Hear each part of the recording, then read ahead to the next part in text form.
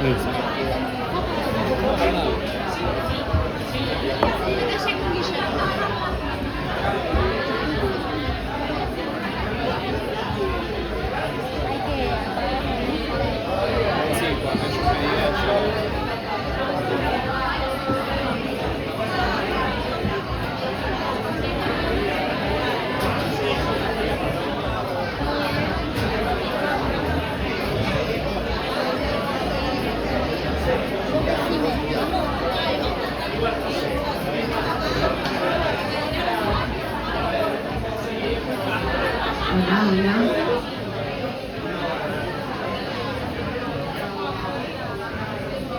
escucha?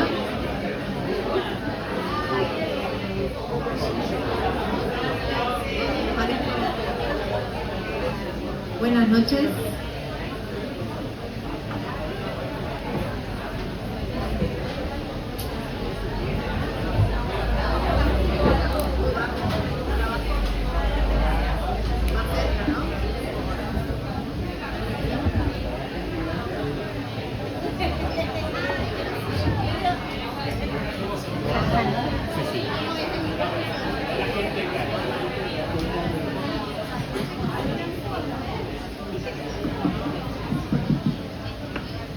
Hola, buenas noches. ¿Se escucha? Bueno, buenas noches a todos. Soy Antonella Argento. Voy a estar acompañando esta presentación. La verdad que estamos muy contentos, pero sobre todo muy conmovidos por estar presentando hoy el número 7 de la revista Huellas, Psicoanálisis y Territorio. Es diciembre, justo en esta semana. ¿Qué semana, no? Diciembre nunca fue un mes más en nuestro país y este año no es la excepción. Por suerte, a pesar del desconcierto que estamos atravesando, tenemos previstos algunos momentos de encuentro como este. Lo celebramos y agradecemos mucho la presencia de quienes están hoy acá. Este lugar se llama Rabia. Hace unos meses decidimos que iba a ser acá la presentación de la revista. No imaginamos que, bueno, después ese nombre iba a ser tan acertado sin saberlo. Está presente hoy Eduardo Malinsky, que es un colega, amigo, cercano a Huellas. Va a estar también presentando. Están Julieta y Pablo, que van a estar a cargo, Juliana, perdón, y Pablo, que van a estar a cargo de musicalizar este momento. También está Luli, creo ya, con las revistas y los ejemplares de Huellas para quien quiera tener el suyo al final. Y integramos Huellas, voy a decir los nombres: Manuel Murillo, Verónica Camaño, Tomasa San Miguel, Milagros Escoquín, Andrea Pirroni, Juan Pablo Pinto, Diana Algace, José Recalde, Lucía Constantini y yo.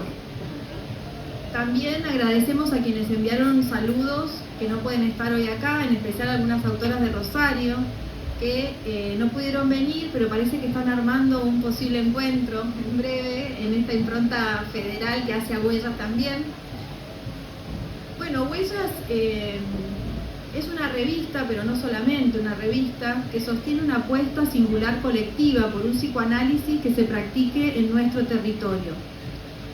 A un psicoanálisis que pueda estar a la altura de los bemoles, de los obstáculos locales y culturales de aquí, y a poder decirlo con los modos posibles que sean de decir.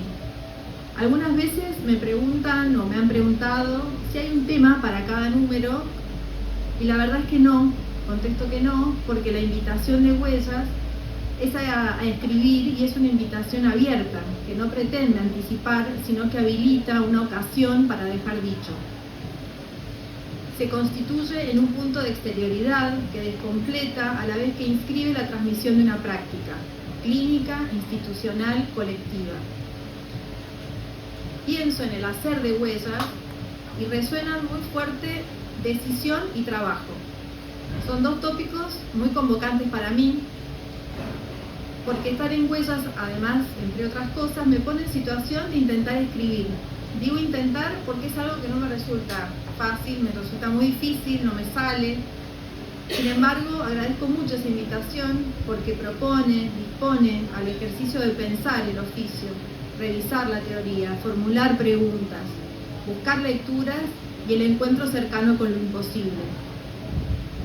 De modo que afirmaría que Huella se funda en las transferencias de trabajo con otros, que escribe la práctica y en esa escritura la recrea, es decir, crea territorios, en apertura a la contingencia de lazos en movimiento, no cerrados sobre sí, sino siempre por anudar. Lazos siempre por anudar. Allí donde lo colectivo, en su tensión irreductible con lo singular, no es algo dado, sino que será un efecto a producirse. Este número 7, como decíamos al comienzo, está surcado por unos tiempos como muy complejos, post pandemia, la situación de agonía un poco endeble institucional que estamos viviendo en este tiempo, en esta semana, en este diciembre, 40 años de democracia. Entonces nos encontramos también que hay algo que está decantando del tiempo de la pospandemia y que también tiene muchos testimonios. La semana pasada fue la presentación de la revista en el Congreso de la Facultad de Psicología, la presentó Elena Lubián, le agradecemos nuevamente, fue una presentación sumamente profunda, transversal y comprometida. Fue algo interesante porque mientras se presentaba iban levantando la mano todos los hospitales públicos que estaban presentes, quienes sostienen esas prácticas. Entonces, está poblada de testimonios de la práctica hospitalaria del psicoanálisis y también hay un testimonio de la Guerra de Malvinas. Dejan ver estos testimonios la idea de qué lenguajes pueden plasmar algo que tenga que ver con lo transterritorial, lo transversal, superador de oposiciones, nacionalistas, público-privado y muchos otros más. La hermandad como lazo más allá de toda sujeción binaria. Asistimos a un momento de quiebre, bisagra, quizás desde hace tiempo, lo estamos constatando ahora, que nos lleva a revisar, volver a revisar las herramientas y las categorías con las que leemos y habitamos nuestros espacios. Tiempo de desconcierto y bajo la vivencia de cierto impacto que en el mejor de los casos puede abrir preguntas. Muchas preguntas. ¿Cómo articular la vida a las palabras? 40 años de democracia. ¿Qué pasó en estos 40 años? ¿Qué no pasó? ¿Qué retorna en el intento de reelaborarse? ¿Cómo hacer para sostener lo que nos sostiene? ¿Qué lenguaje propicia lo transmisible? Bueno, y para terminar y presentar a Eduardo, que quisiera retomar de la entrevista justamente que hizo Vero Camaño a Rubén Otero, que creo que está presente y le agradecemos su presencia. Él al final la pregunta es: volver a Inglaterra convocado por la música, ¿reparó algo? ¿Hay modo de reparar? Sí, responde, la música puede mucho más de lo que creemos. No solamente repara, muchas veces sana. La potencia que tiene la música muchas veces no se llega a comprender, pero es el lenguaje universal donde muchos entendemos lo que llega a transmitir. Me pareció muy poético dicho así, me hizo pensar en la ficción, en la potencia que tiene la ficción, en su capacidad de decir y en su capacidad de habilitar un modo para hacer, con el trauma, con lo horroroso. Y ahí me acordé de otra idea que trabaja Burí en un libro, en una conversación con Marie Depusé, donde nombran el derecho a la ficción. Bueno, muchas de estas cuestiones en relación a la ficción también hemos trabajado en algunos espacios con Eduardo. Compartimos varios espacios de trabajo en el Ameguino, en la idea de intentar crear condiciones y espacios que subjetivicen la práctica, por decir algo así como muy general. Agradecemos a Eduardo que esté hoy acá presente. Es psicoanalista, es docente y supervisor, ejerció su práctica durante más de 30 años, 36 exactamente, en el Centro Ameguino, Es coautor de Winnicott para principiantes junto a Daniel Ripesi, es autor de Devenir jugando, dispositivos transicionales, experiencias y micropsicoanálisis, y es un colega, amigo, cercano a Huellas, parte de los hacedores, de Huellas, que hay muchos y muchas, y como navegante diría que se dispone muy generosamente a las travesías, puede ser un gran compañero de viaje. Así que es un gusto que hoy contemos con la presencia de Eduardo. Le damos la palabra.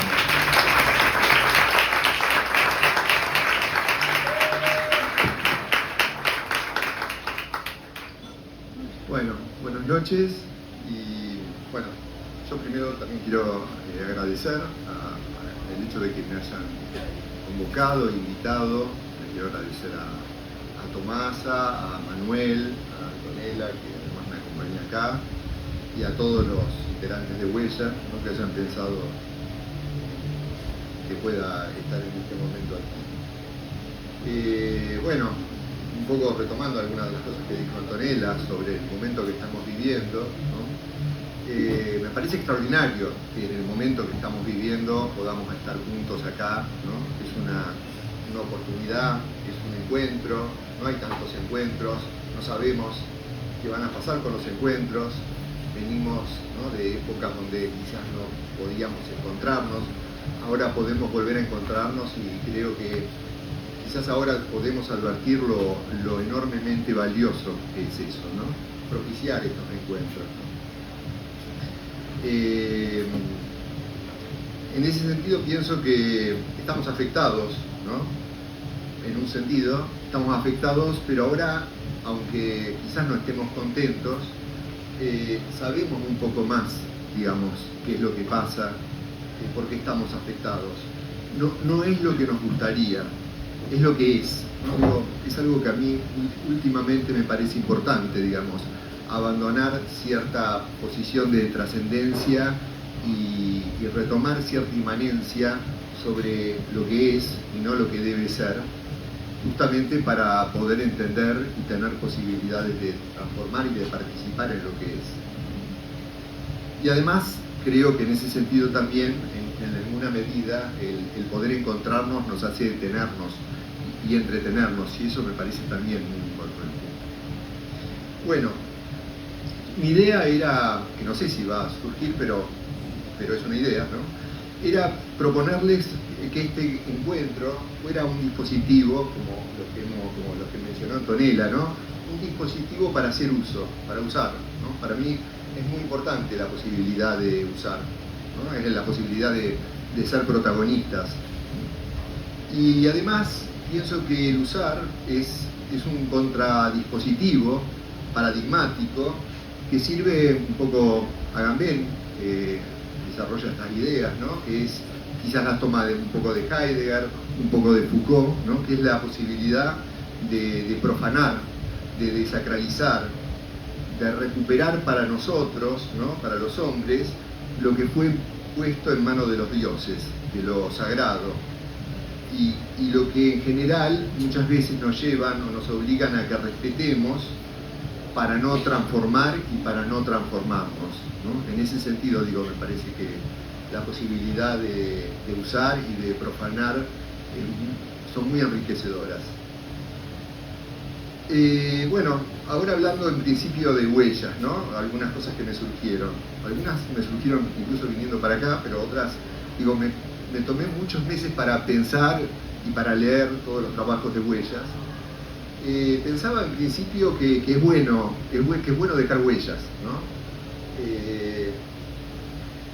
Las huellas sirven a veces para guiarnos, las huellas de otros, para orientarnos, también a veces para no tomar esas huellas y tomar otras, pero tiene que haber alguna para que podamos hacer ese movimiento, ¿no?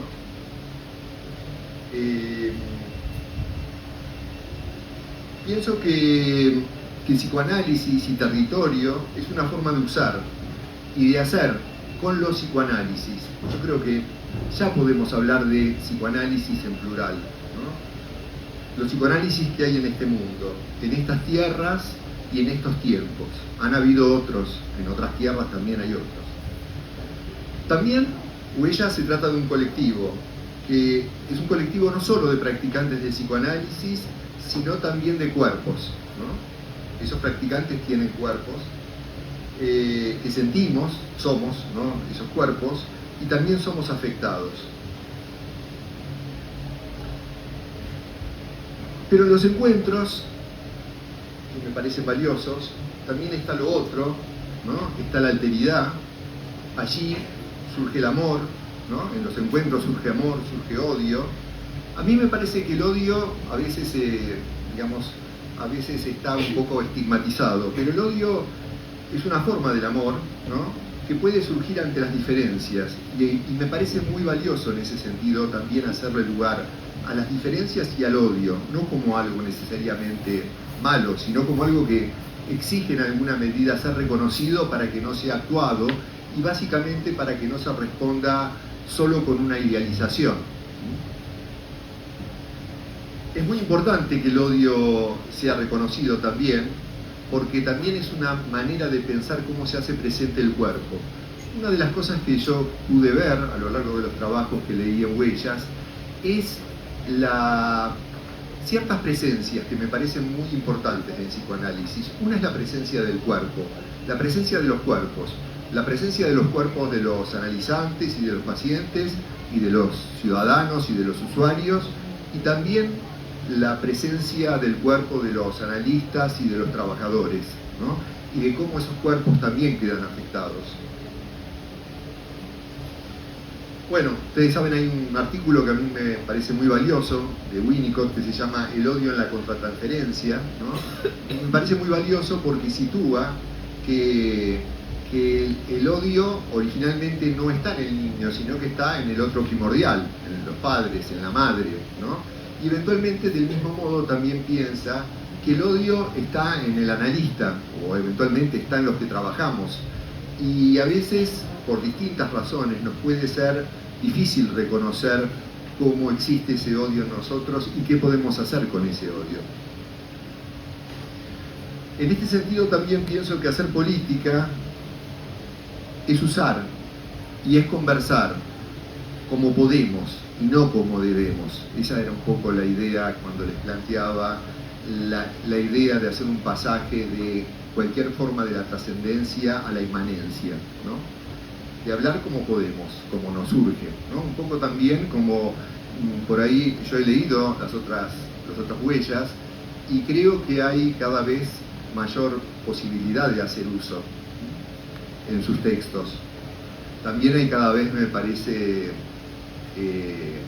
escritores más afectados o que pueden leer más nítidamente aquello que les pasa. Bueno, también digo, en relación al odio, creo que en el momento político que estamos pasando, creo que también tenemos que acusar recibo del odio, ¿no? Justamente, digo, quizás no es deseable enojarse, pero a veces es inevitable. Y me parece bueno reconocerlo justamente para no actuarlo. No es la Argentina esta que nos gustaría ser y vivir, es la que vivimos, ¿no? Es la que tenemos, y es también la que somos y la que vamos siendo. Lo primero entonces es no reaccionar y acusar recibo de ese odio que experimentamos sobre lo que es y no sobre lo que nos gustaría que sea. Digamos que en alguna medida, en este momento, quizás hay algo de decaimiento, pero, digamos, lo que nos queda es alguna forma de vida y de lucha, digamos, ¿no? Y también de estar juntos. Bueno, intenté hacer una lectura sobre Huellas a la que de algún modo pertenezco y voy a tratar de compartirla para que podamos conversar. Son en total 23 trabajos, entre artículos y entrevistas, y tienen 34 autores. No quédense tranquilos porque lo hablé con Manuel y le pregunté sobre qué le parecía y me dejó claro que no era como conveniente ir por el lado de una lectura detallada que nos dormiría probablemente a todos, ¿no? Los temas sí, me parece que están muy buenos para pensarlos, ¿no? Porque también ahí veo que hay un movimiento. un poco, antes con Antonella le preguntaba, o si se acordaba de Aida Perugino, de cuando estuvo acá, y de algo que dijo que me pareció una pregunta, creo que era una cuestión que planteaba ligada al adentro y al afuera, digamos, ¿no? Siendo que a veces es difícil saber qué es el adentro y qué es el afuera, ¿no? O cómo dirigirnos del adentro al afuera y del afuera al adentro. Bueno, yo lo que creo es que en estos trabajos se va viendo que hay un movimiento, ¿no? Que va de un lugar al otro. Los temas son los cuerpos, el reparar, las metamorfosis, ¿no? Las transformaciones, ¿no? De los adolescentes, por ejemplo, los quitapenas, ¿no? Los espacios de uso, los desamparos, las transformaciones de analizantes y analistas, ¿no? Cosa que, digo, es una pregunta que parece que viniera de la época de Ferenczi y que vuelve a tener cierta actualidad, ¿no? El devenir vagancias, me pareció fantástico el devenir, a mí me gusta mucho la vagancia, y me parece que el devenir vagancias es muy interesante, ¿no? Inventar compañías, inventar espacios y tiempos, esto es eso, ¿no? Esto es inventar un espacio y un tiempo, inventar entres, ¿no? Las éticas del cuidar, ¿no?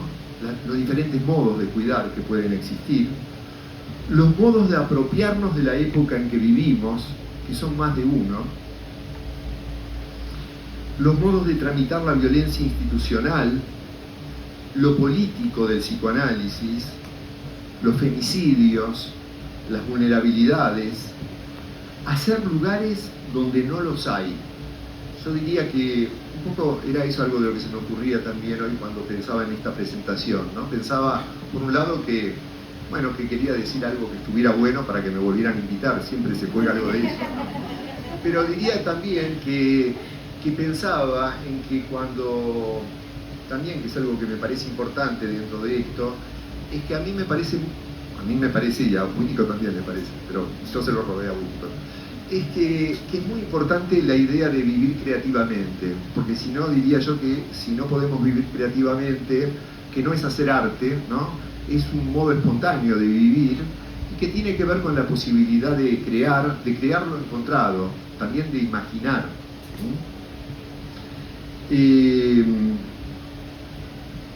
Bueno, y en ese sentido pensaba que, claro, que para poder crear lo encontrado, lo que nosotros hacemos cuando hablamos hacemos gestos espontáneos, pero también necesitamos que esos gestos espontáneos, como esas botellas arrojadas al mar, sean como recogidas de algún modo, ¿no? Y alguna respuesta nos vuelva, digamos, de esos mensajes y de esos gestos para que podamos tener esa experiencia, ¿no? Que son experiencias en alguna medida, parece, de cierta omnipotencia, y son experiencias de satisfacción, pero también pueden ser experiencias de compartir espacios y momentos con otros.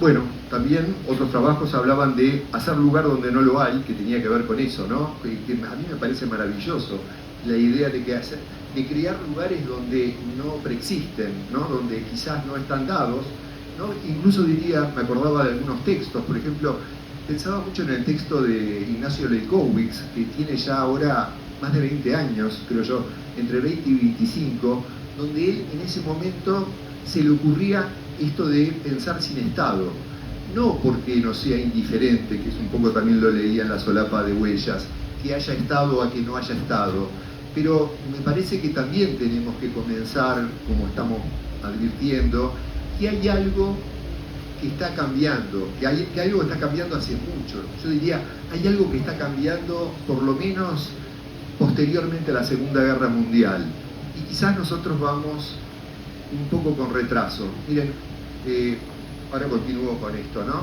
Una de las cosas que me llamó la atención, pensando un poco en esta presentación, es que hace un par de años, cuando fui a la radio de Lameguino, en la época de la pandemia, había muchas producciones sobre el tema de las catástrofes, porque la pandemia era una catástrofe. Incluso había muchas producciones en Europa sobre esta especie de catástrofe, esta especie de apocalipsis. Bueno, recientemente ha habido unas jornadas acá en Buenos Aires que se llaman Futuro Imperfecto. Quizás alguno ha ido a alguna de esas jornadas. Ahí hay un futuro imperfecto, ¿sí? En esas jornadas hay un filósofo joven, croata, que es amigo de Zizek, ¿no? Que creo que Zizek es serbio. Los croatas y los serbios siempre estuvieron enfrentados, pero en este caso son amigos. Y este filósofo plantea algo que me parece como muy interesante. Él plantea que el apocalipsis ya pasó, ¿sí? O sea, que la catástrofe ya sucedió. Lo que pasa es que nosotros no nos dimos cuenta, ¿sí? No nos damos cuenta, nos cuesta darnos cuenta de cómo está sucediendo esa catástrofe. Es una catástrofe, por supuesto, política, social, ambiental, se va manifestando en el mundo de diferentes modos, ¿sí? Y nos cuesta acusar recibo. Digo, imagínense, uno piensa, pero ¿cómo el apocalipsis? ¿No? Como el fin del mundo. Bueno, han habido fines del mundo. A los mayas les sucedió, a los pueblos originarios les sucedió, y no fue de un día para otro. Pero en algún momento, podríamos decir, ellos advirtieron que algo comenzó a cambiar y que ese cambio era, podríamos decir, imposible de detener. En todo caso, de lo que se trata es qué hacemos con ese fin del mundo y eventualmente con un nuevo mundo que todavía no sabemos exactamente cómo va a ser, cómo vamos a participar nosotros de esa transformación. Bueno, continúo entonces con los temas, ¿no? Transferencia como modo de delimitar territorios, ¿no? Singulares y colectivos. Habitar instituciones, o sea, hay instituciones, pero no siempre las habitamos, ¿no? Apropiarnos de los espacios, o sea, también existen espacios, pero no siempre nos apropiamos. También la idea de que hay una epistemología del sur, o sea, si hay una epistemología del sur quiere decir que puede haber muchas epistemologías y que podemos ir como creando otras epistemologías. El cuerpo con otros, bueno, el ideal de trascendencia también. También esta cita al compañero veterano de Malvinas, que está acá, ¿no? Que habla sobre la guerra y sobre la política, ¿no? Y el hecho de que así como hemos leído muchas veces que la guerra puede ser la continuación de la política, también podemos ver que a veces se producen, no ingenuamente, efectos de demonización y de religiosidad ubicada sobre la política, sobre lo político, que la terminan transformando en una moral y que justamente podríamos decir que introducen algo de una violencia que, si lo político puede ser mantenido como tal, como un espacio de transformación, puede justamente evitar que nuestra sociedad y que las sociedades se transformen en guerras. A mi entender, bueno, lo que nos dedicamos al psicoanálisis, me parece que por ahí, bueno, puedo pedir un poquito más. Bueno, los que nos dedicamos al psicoanálisis y sus vecindades, nos encontramos, a mí me parece, ante dos obstáculos. Cuando hablo de las vecindades, creo que quizás todos los que estamos acá tenemos alguna simpatía con los psicoanálisis, y entiendo que todos los que estamos acá también tenemos alguna simpatía por lo político, ¿no? Y yo creo que son dos cuestiones que tienen bastante que ver y que pueden ser pensadas a veces de una manera bastante asimilable, ¿no? Hay algo ligado a la práctica analítica, grupal, individual, pública, privada, colectiva, individual, ¿no? En donde los tiempos y los modos de elaboración no están determinados por nuestro trabajo, están propiciados por nuestro trabajo. Y a mi entender eso también ocurre con lo político, ¿no? O sea, lo político, las transformaciones políticas no se dan ni como nosotros las queremos, ni cuando nosotros las queremos. Nosotros podemos propiciar algo de esos movimientos, de esos trabajos, pero después, bueno, nosotros vivimos y existimos. Y eso es, digamos, en alguna medida, diría, más allá de todo decaimiento, creo que tenemos una oportunidad. Creo que esta es una oportunidad, como puede haber muchas otras. Bueno, y creo que por ahí para ir finalizando y por ahí para generar algún diálogo, ¿no? Una cosa que me sorprendió es, miren, hace poquito leí un libro, no lo leí completo, pero me llamó la atención, porque yo hace mucho tiempo había escrito sobre el tema. Yo había escrito sobre clown y psicoanálisis, ¿no? Que parece un tema que no tuviera mucho que ver, pero me encontré con un libro brasilero escrito por un payaso y un psicoanalista. El libro se llama El payaso y el psicoanalista. ¿Sí? Y realmente es más interesante la parte del payaso que la del psicoanalista. ¿Sí? Y creo que, digamos, los psicoanalistas tenemos que tomar, creo que yo no conozco tanto de literatura, pero creo que hay algo del lugar que han tenido los payasos a lo largo de la literatura y a lo largo de la historia, en donde en alguna medida son aquellos que rescatan algo del alma. Creo que en momentos como este corremos un riesgo, que es la de perder el alma, la de desalmarnos, digamos, ¿no? Algunos se han desalmado bastante, ¿no? Pero bueno, afortunadamente no todos, y en alguna medida siempre tenemos la posibilidad de recuperarla, digamos, al alma. Y creo que hay algo, a veces, de los payasos, que tiene que ver con algo que también en su momento había planteado Tomasa en una mesa que estuvimos hace poco tiempo hablando también sobre el inventar, que es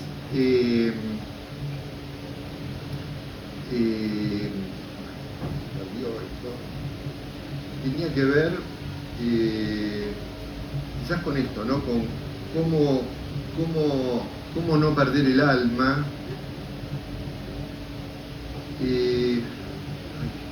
Me crucé con esto de que tenía que ver con esta posibilidad de inventar, quizás sí, pero bueno, quizás ya me volverán en algún momento.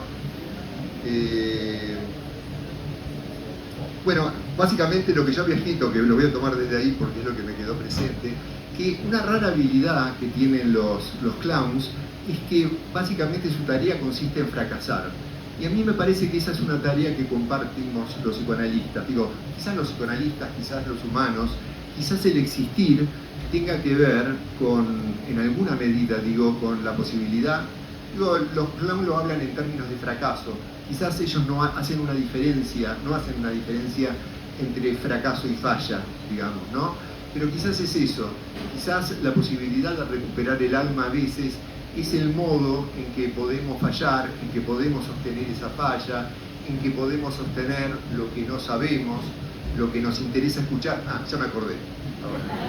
Me acordé, porque venía por el lado de algo que dijo Tomasa, que en su momento tenía que ver con cosas que habíamos rescatado tanto en Mandel, ¿no? en la potencia de la dulzura, como también en Ulloa, en relación a la idea de sensibilidad, como también de disponibilidad, como también en François Julian, cuando él habla de disponibilidad. Y diría yo que en ese sentido, digo, si algo tienen o algo comparten los payasos y los psicoanalistas, es que son especialistas en escuchar. Pero claro, digo, la escucha, a mi entender, siempre se apoya en una sensibilidad, en estar sensibles.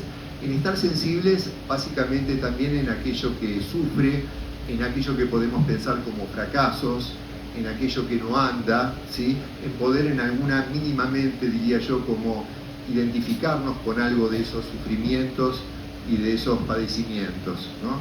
Creo que hace falta esa sensibilidad también como para pensar un marco para la escucha. Bueno, creo que hasta acá podríamos quedarnos y quizás la oportunidad de dialogar un poco, ¿no?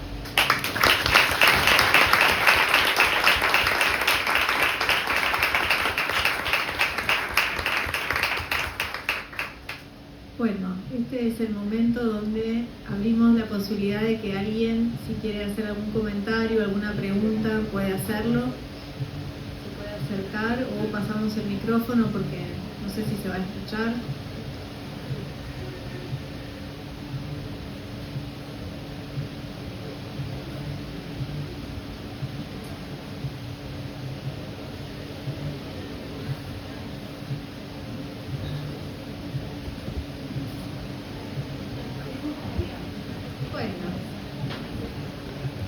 Yo voy sacando. Sí, es difícil. algo de lo que estuvo mencionando Eduardo también me hace acordar para poder nombrar que en Huellas siempre el intento es de poder tener presente o recuperar las producciones de psicoanalistas, como estuvo nombrando recién Eduardo. Ulloa es alguien que siempre tenemos muy presente, pero también cuando yo escribía esto para hoy tenía muy presente también a Silvia Bleichmar y sus nociones de malestar sobrante, el síndrome de mortificación que también en otros términos nombra Ulloa, y que son tan necesarios, ¿no?, de tener cerca en este tiempo que es tan difícil de nombrar en principio. Algo que también me olvidé recién de mencionar cuando hice el recorte de la entrevista de Otero, que le hacen Otero, es que también cuando la leyó mi hermana se llama Malvina, nació a fines de abril de 1982, ella me dijo algo que también me hizo pensar mucho en esta idea de la ficción, y me dijo: ¿qué entereza y qué espíritu para transformar el dolor en arte? Me pareció, contundente, ¿no?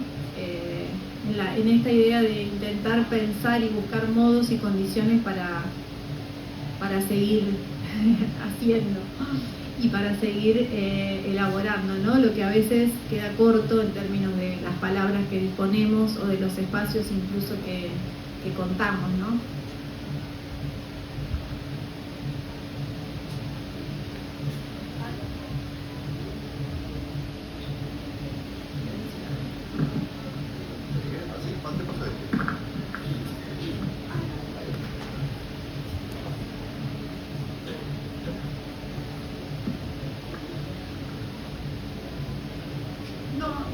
Hola.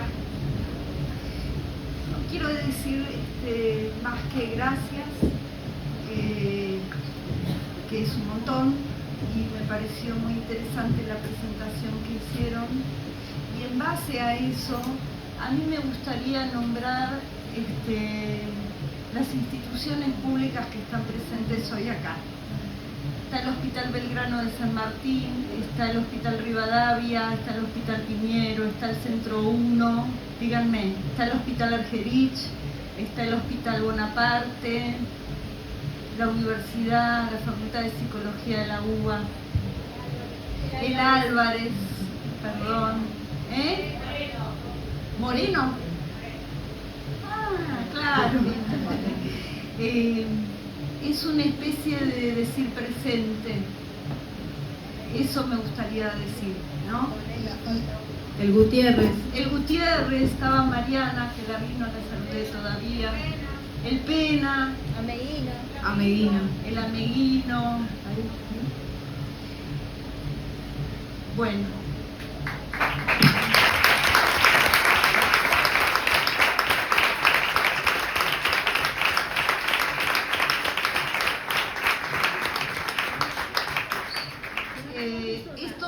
Escuchándolos a ustedes me aparecía esto. Le quiero agradecer a Luli, que siempre colabora en la venta de huellas, y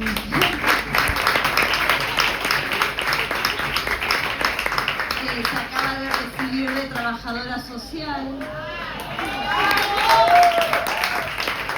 y a las estudiantes de psicología agradecerles, a los amigos, amigas, colegas, y quería hacer, ahí está Juli, bueno, su salud colectiva. Bueno, pensaba que Huellas somos nosotros, Mili, Diani, Andy, Vero, Manu, Jota, Anto, tengo miedo, ¿quién me olvidé? Lu, José. Eso es Huellas, y después hay un montón de huellas que van ampliando, ¿no?, y resonando.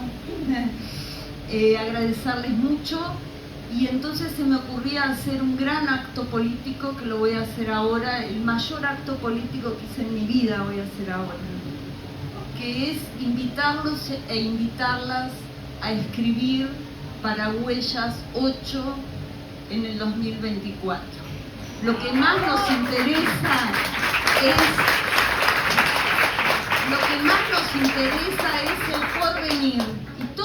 por venir, todo está por venir. Y acá estamos. Y como dice Vero Camaño, no nos descorazonemos jamás. Gracias.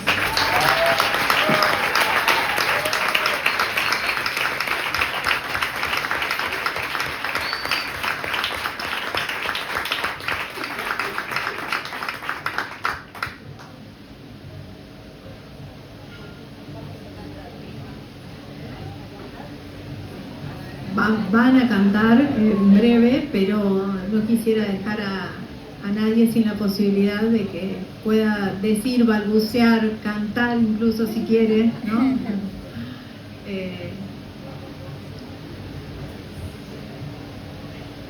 Acá.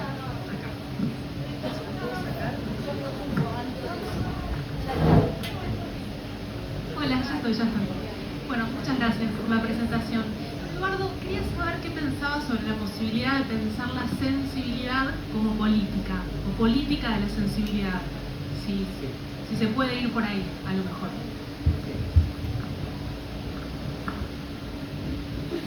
Bueno, te digo lo que se me ocurre ahora, ¿no? Digamos, hay un libro muy lindo que quizás ya lo es bastante conocido, se llama La ofensiva sensible, de Diego Sturlack. No sé si lo han podido ver, pero bueno, es alguien que retoma, a mí me parece que retoma ideas de Foucault, por lo menos en adelante, ¿no? Sobre, aparte me parece muy interesante que la idea de la sensibilidad, que siempre ha sido como pensada, o en general la pensamos como algo que tiene una característica pasiva, pase en alguna medida como a la ofensiva, que sea como una herramienta de transformación, ¿no? Como si el ponernos sensibles no nos ponga más débiles, ¿no? O en todo caso podríamos decir que la vulnerabilidad deje de ser una debilidad, sino que pasa a ser en alguna medida una cierta fortaleza y un motor para las transformaciones, ¿no? En ese sentido pienso que sí, que de hecho podríamos pensar que el neoliberalismo tiene una política sistemática que es la de insensibilizarnos, y es muy hábil, digo, podemos ver la cantidad de formas que existen en la cultura para desensibilizarnos, para que no nos importe, para competir, ¿no? Al mismo tiempo, digo, tomando un poco lo que recién señalaba Tomasa, de que realmente, digo, es increíble pensar que acá haya tantos hospitales, tantos trabajadores y residentes, ¿no? Y trabajadores y profesionales de hospitales públicos de la capital y de la provincia, que nos juntamos porque nos gusta, porque queremos, porque eventualmente pensamos que de este encuentro pueden aparecer nuevas sensibilidades, podemos conocer. Digo, hay algo, digamos, creo yo que desde Spinoza también, que se apoya en la sensibilidad, digamos, ¿no? Él un poco lo plantea en términos de estos cuerpos, que para él son cuerpos y son mentes, en el cual somos afectados psicosomáticamente, y que a partir de esa sensibilidad y de la capacidad que tenemos para leer esas afecciones es que podemos como componer fuerzas. O sea, me parece una política extraordinaria, ¿no? Y no deja de sorprenderme, digo, esto de pensar todos los intersticios y todo esto que un poco se los planteaba en términos de crear lo encontrado. Porque bueno, crear estas conexiones entre todos estos trabajadores de tantos hospitales con realidades que tienen puntos en común y que tienen diferencias, es extraordinario. Esto no estaba, esto está creado acá, o lo vamos creando en todo caso, o lo viene creando Huellas desde hace algunos años. Y realmente digo, cada vez me parece que lo podemos dimensionar como algo más importante, más significativo, sobre todo cuando vemos qué es lo que proponen las políticas neoliberales, que es exactamente lo contrario, ¿no? Es más bien o eliminar, o burocratizar, o protocolizar, ¿no? Bueno, digamos, son todas políticas también de la insensibilidad. Así que me parece que es una cuestión central esta, ¿no? La de, digamos que en ese sentido, digo, bueno, sí, uno puede pensar la escucha analítica, pero bueno, tenemos que ponernos a pensar que puede haber una escucha analítica sensible o puede haber una escucha analítica insensible. Digo, de hecho podemos pensar, hay personas que trabajan con las diversidades y con las disidencias donde hay muchos trabajos actuales de grupos psicoanalíticos que son profundamente insensibles con las diversidades y las disidencias. Con eso no estoy diciendo que no sean psicoanalistas y que no se dediquen al psicoanálisis, pero podríamos decir que esa posición tiene consecuencias, y consecuencias muy fuertes y muy graves, ¿no? Hay una cosa que quería decir también, bueno, por ahí tenía varias, pero voy a decir una sola para... Hay una cosa que escuché últimamente con lo que vivimos, y no digo que no lo podamos sentir, simplemente me parece que no es correcto, ¿sí? Muchas veces se hacen extrapolaciones pseudo-psicoanalíticas entre lo político, ¿no? Entre la política y el psicoanálisis. Y he escuchado decir que lo que sucedió aquí fue un suicidio, que fue un tiro en el pie, ¿sí? Que fue una prevalencia de la pulsión de muerte, pongámoslo. A mí me parece profundamente incorrecto en términos políticos esa lectura. ¿Por qué? Porque digamos que los resultados electorales no sean los que nos gustan, de ninguna manera pueden ser leídos. Digo, es casi lo mismo que lo que puede decir el actual presidente electo, que habla de personas de bien, porque entonces finalmente vamos a pensar lo mismo moralmente, religiosamente, que es, él habla de que ellos son las personas de bien, nosotros vamos a hablar de que las personas de bien somos nosotros y que los otros son suicidas o están dominados por la pulsión de muerte. Bueno, yo creo que es todo un problema en el campo de la política y en el campo del psicoanálisis, todas las teorías duales, porque son rápidamente, como sucede en el campo de la política, que hay una demonización que es llevada, en vez de pensar las políticas como diferentes modos de pensar cómo el poder se distribuye o eventualmente está en tensión, a pensar que hay unas buenas políticas o unas malas políticas, o unas políticas del bien o unas políticas del mal, de ninguna manera. Como tampoco me parece que es adecuado pensar que eventualmente si una persona o un grupo, digamos, en alguna medida está dominado por una cierta repetición, eso solo es explicable en términos de una prevalencia de la pulsión de muerte. Creo que hay que empezar a considerar en alguna medida el problema de lo que son las teorías duales, con las teorías, podríamos decir, llamémoslas así como monales, no sé cómo llamarlas, digamos, planteada más bien con la posibilidad de que algo pueda ser de un modo y del otro, llamémoslo paradojal si quieren. Y por otra parte, además de esto, digamos, la otra cuestión que me parece que también tiene mucho peso en esto, es que creo que también, así como consecuencia de lo que estamos viviendo, como consecuencia de lo que estamos viviendo, podemos pensar, bueno, algo así como que en realidad en las elecciones nos encontramos con resultados de cuestiones que estaban pasando hace mucho tiempo y que fueron propiciadas por políticas hace años. O sea, en realidad quizás no nos quisimos enterar, quizás no estuvimos lo suficientemente sensibles, y cuando nos encontramos con los resultados, en algunos casos nos sorprendemos, nos desilusionamos, nos puede dar rabia. Pero bueno, hay que reconocer que alguna insensibilidad o alguna falta de registro hubo. Eso por una parte. Por otra parte, creo que también es un momento de revisar, quizás en lo político y eventualmente también en el campo de las ciencias humanas y en el campo del psicoanálisis, cómo hay ciertos modelos que son preponderantemente binarios, cartesianos, que siguen, digamos, estando nosotros, que los tenemos totalmente incorporados y de los cuales nos cuesta mucho salir. Por eso me parece muy interesante, digamos, que en alguna medida creo yo que tanto Foucault como Deleuze, como Guattari, como Althusser, digamos, retoman a Spinoza, pero digo, es muy interesante pensar que Spinoza eventualmente desarrolló una filosofía racionalista en el mismo momento que Descartes, pero podemos pensar que por muchas razones muy poderosas, eventualmente al poder, la filosofía cartesiana, bueno, le resultó mucho más viable, pero creo que tenemos que poder poder como reconsiderar un poco las consecuencias, digamos, del cartesianismo en nuestro pensamiento contemporáneo, ¿no? Y aún en el campo del psicoanálisis.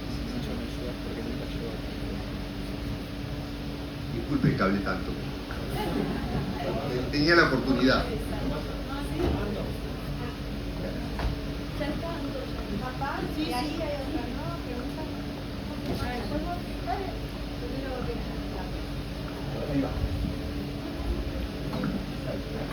Buenas noches, muchas gracias por la fiesta, muchas gracias por las presentaciones. Como dice Eduardo, muy bien, hubo muchos apocalipsis y va a haber otros también. Sabemos que la guerra produce muertos, pero la política también produce muertos. Y sabemos de eso. Por eso me parece algo interesante y extraordinario que después de que alguien dijo, después de Auschwitz no se va a poder escribir poesía, y yo creo que es al revés. Hay que escribir mucho más. Creo que por los apocalipsis que van a venir hay que escribir mucho. Nosotros tenemos la misión de escribir mucho, y a mí me parece que justamente Huellas, es el obrador necesario e imprescindible en este tiempo para seguir escribiendo y no desarmando.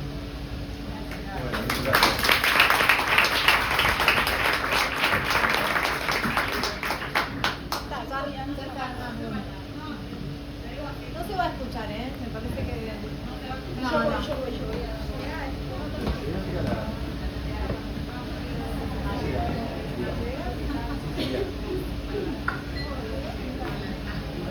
Perdón, bueno, a raíz de que nombraste la importancia de nombrar el odio e incluirlo, me quedé pensando también, a ver si lo puedo decir bien, si es posible pensar en un modo como vital de la tristeza, porque también nos habita.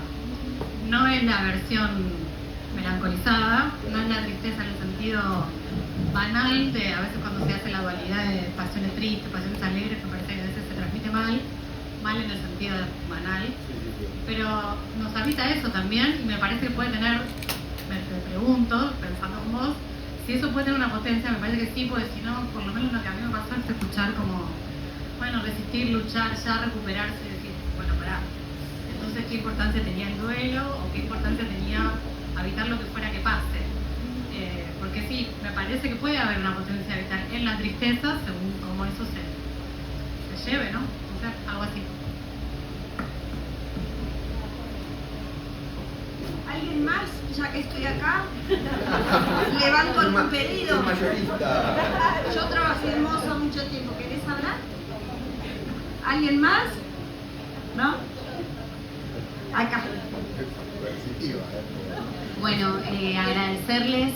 Antes de venir pensaba y un poco me debatía si venir o no, estaba cansada, llovía y me preguntaban como, bueno, pero estás cansada, descansá, dormí, y es todo lo contrario, es venir acá para vitalizarse de vuelta, ¿no? Como armarse de vuelta, empezar a pensar, salir de los lugares como, bueno, difíciles que estamos transitando de manera colectiva, que siempre es colectivo. Así que muchas gracias por afectarse y afectarnos. Gracias.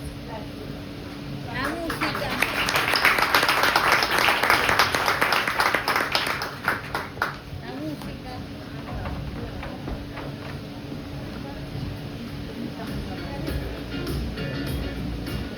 Están poniendo música.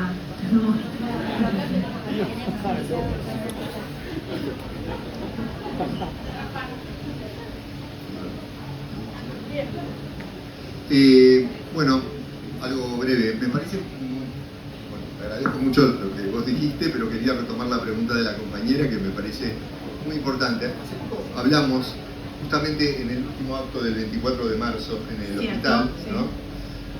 Hablábamos justamente, para pensar un poco el tema, de los duelos, de la tristeza, de la afectación y de la potencia que eventualmente puede tener o no. Incluso también, a mí me parece que uno de los aspectos que más nos sorprende de este momento que estamos viviendo es que algo que creíamos que habíamos duelado, por decirlo, o elaborado, en realidad advertimos que no era tan así como pensábamos, en el sentido de que vemos que hay sectores de la población, está bien, ¿no?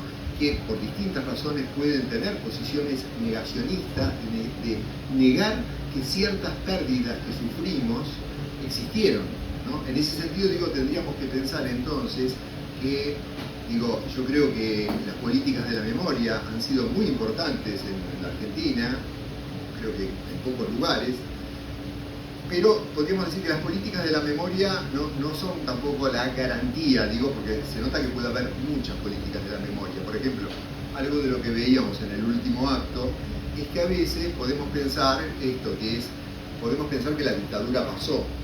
El problema es que en cierto aspecto la dictadura pasó y en cierto aspecto la dictadura no pasó. La dictadura sigue estando. La dictadura, el proceso de reorganización nacional puede ser que haya estado esos años, puede ser que haya habido juicios que fueron importantes, sin duda, pero de ninguna manera podemos pensar que lo que instaló la dictadura, que terminó hace 40 años,